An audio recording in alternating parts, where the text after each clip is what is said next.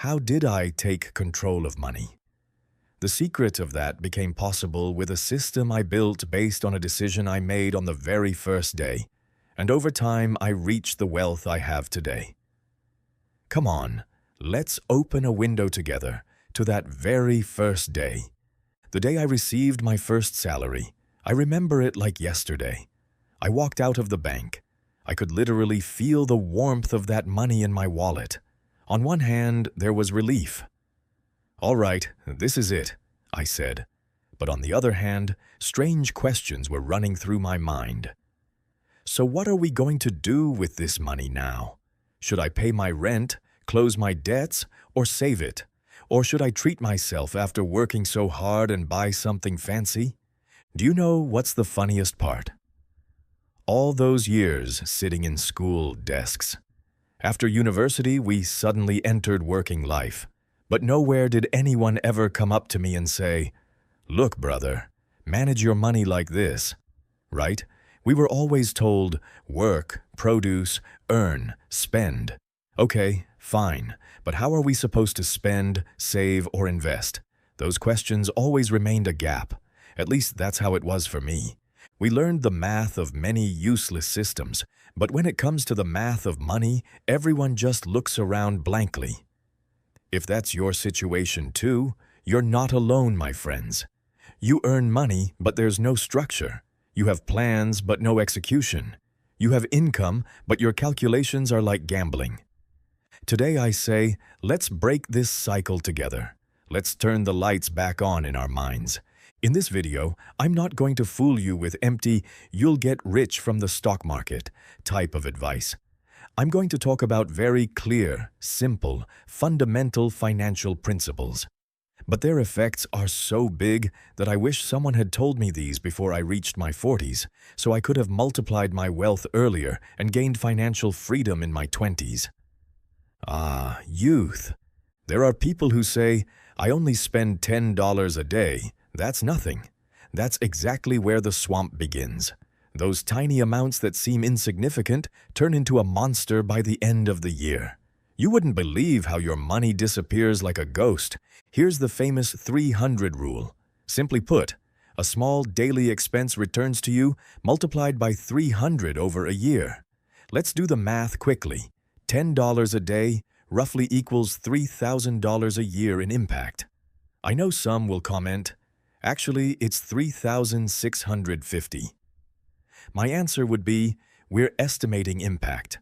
Now if you say, what's $10 anyway, and increase it to $50 a day, that becomes $15,000. The saddest part? If someone asks where that money went, most people have no idea. When I first learned this rule, I ignored it. "Nonsense," I said. "What could possibly happen?" But then I checked my bank account at the end of the year, and it was almost mocking me. You spent all your money, but you have no meaningful explanation of where it went. Morning coffees, casual burgers, "This is cheap, let me grab it." Purchases. Suddenly, at the end of the month, you're left with nothing. Financial freedom doesn't start with earning big money. It starts by limiting small leaks. I'm saying it starts there, not that you'll instantly achieve it. In short, if you want to get rich, close the leaks first. No matter how big your ship is, even a tiny hole can sink it like the Titanic. Most of us think we're investing, but we're not. Ask yourself, when will your money actually grow to something meaningful? Many people say, "Honestly, I don't know." Or ask someone saving money, "How long will you keep saving?" They'll say, "I have no idea." This is where the rule of 72 comes in. It's simple. Divide 72 by your annual return rate to find how many years it takes for your money to double. If you earn 8% annually, your money doubles in 9 years. If it's 12%, it doubles in 6 years. It's that simple, but it gives you clarity. Without knowing time and growth, people invest blindly for years and end up saying, "So what was the point?" Because there's no plan, no calculation, and most importantly, no system. Are you someone who constantly delays starting something?